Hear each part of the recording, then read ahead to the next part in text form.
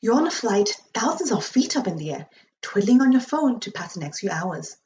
As you drift off to sleep, your phone slips from your fingers and wedges itself between the seats, gradually heating up as you sleep on. This is in fact a common way of how fires have started on planes, when overheating phones and other devices get stuck in small unventilated spaces. As our portable devices miniaturize, we're basically baking the internal components of our devices at power levels close to a microwave ovens. With more than 600 electronic devices on board any given flight, airplane safety is starting to feel the heat. How do we solve this problem? We could surround the heat source, usually the battery, with an excellent thermal conductor that spreads heat to the chassis. Or we could insulate the heat source such that all the parts of the device are blissfully unaware of the heat, but this risks creating dangerous hotspots. My research proposes this solution instead. Why not use a material that can conduct heat and insulate at the same time in different directions, so we can control exactly where the heat goes?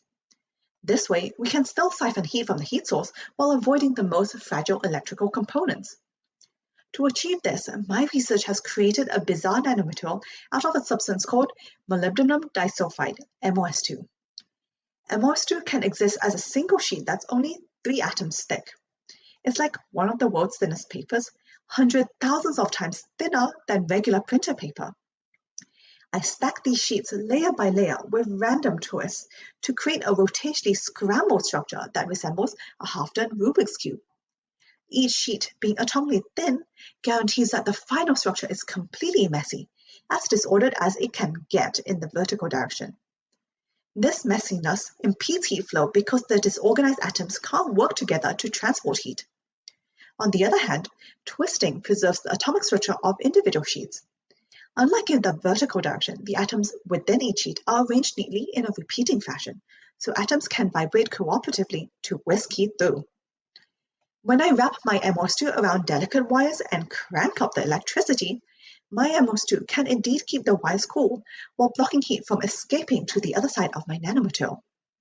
I've measured that the difference in heat flow between the horizontal and vertical directions is a factor of 900 times.